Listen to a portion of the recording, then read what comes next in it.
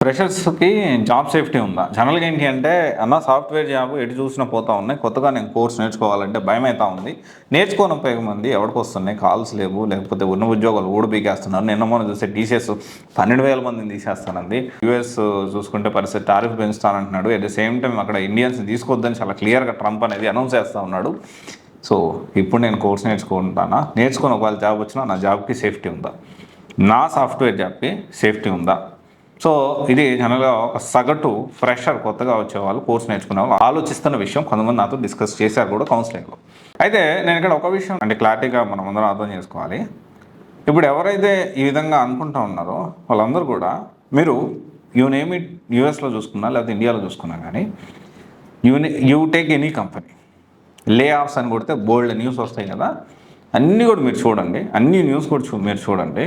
Very rarest కేసెస్లో recent బెంగళూరులో ఒక 2-3 కంపెనీస్లో ఫ్రెషర్స్ని తీసుకొని జాయిన్ అవ్వకముందు అసెస్మెంట్ పెట్టి తీసేశారు. కానీ most of the times I will say that 95% software ఉద్యోగాలు పోతుంది ఎవరికి అంటే mid level and senior level. ఫ్రెషర్స్ని ఎక్కడా కూడా యూఎస్లో చూసుకున్నా ఇండియాలో చూసుకున్నా మీరు ఏదైనా చూసుకోండి, మీరు ఎనీ న్యూస్ ఎక్కడ ఇన్ఫర్మేషన్ అయినా మీరు గ్యాదర్ చేయండి, 95% మిడ్ లెవెల్ని సీనియర్ లెవెల్ వాళ్ళని తీసేస్తున్నాము. మిడ్ లెవెల్ టీం తీసేస్తున్నాం, ఏఐతో రీప్లేస్ చేస్తున్నాం. సీనియర్ వాళ్ళని తీసేస్తున్నాం, సీనియర్ వాళ్ళని ఏఐతో రీప్లేస్ చేస్తున్నాం అంటున్నారే కానీ కాస్ట్ కటింగ్ అంటున్నారు. కాస్ట్ కటింగ్ అంటే సీనియర్స్ ఎక్కువ శాలరీ వాళ్ళని కాస్ట్ కటింగ్లో భాగంగా మేము సీనియర్స్ని తీసేస్తున్నాం.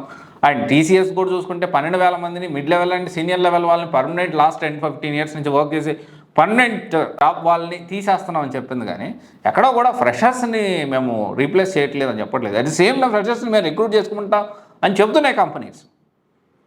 మీరు చూడండి మొత్తం కూడా చూడండి.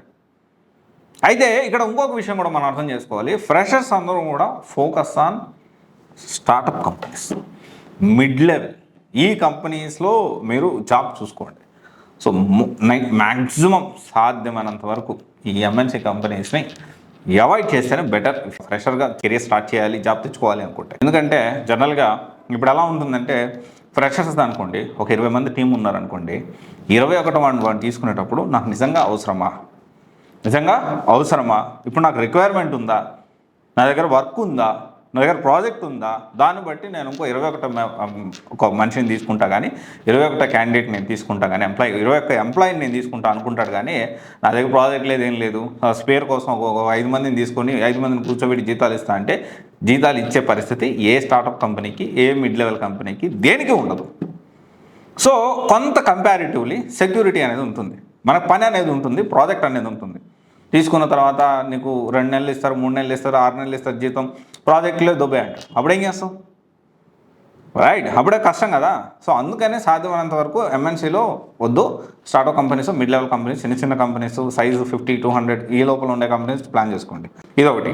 పాయింట్ 2 వచ్చేసి మేము ఆల్రెడీ డిస్కస్ చేశాం కదా. సో ఫ్రెషర్స్ జాబ్స్కి సేఫ్టీ ఉంది, ఓకే. సో సేఫే ఉన్నాయి. సో మీరు కోర్స్ నేర్చుకోండి, మీకు నచ్చిన ఇన్స్టిట్యూట్లో కోర్స్ నేర్చుకోండి, మీకు నచ్చిన ఇన్స్టిట్యూట్లో మీకు సూట్ అయ్యే కోర్సు మీరు ప్లాన్ చేసుకొని నేర్చుకోండి. It will works for you, absolutely no worries about it, okay. ఇదొకటి. Point number 2.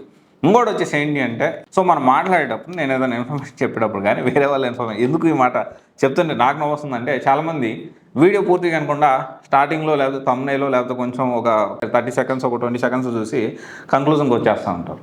సో వీడియో చివరి వరకు చూస్తే నేనేం చెప్తున్నాను మీకు అర్థమవుతుంది, నేనేం చెప్పాలనుకున్నాను మీకు అర్థమవుతుంది. దాన్ని బట్టి మీరు అకార్డింగ్లీ మీరు ప్లాన్ చేసుకోవడానికి అవకాశం ఉంటుంది.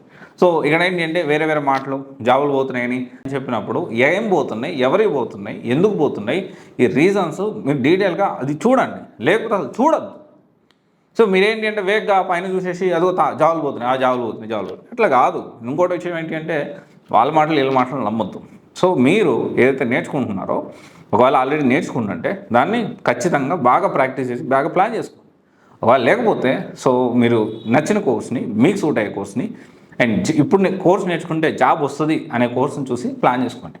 సో ఇది ఒకసారి ఆలోచించండి. సో దాన్ని బట్టి and definitely there are more opportunities. AI is creating more and more opportunities.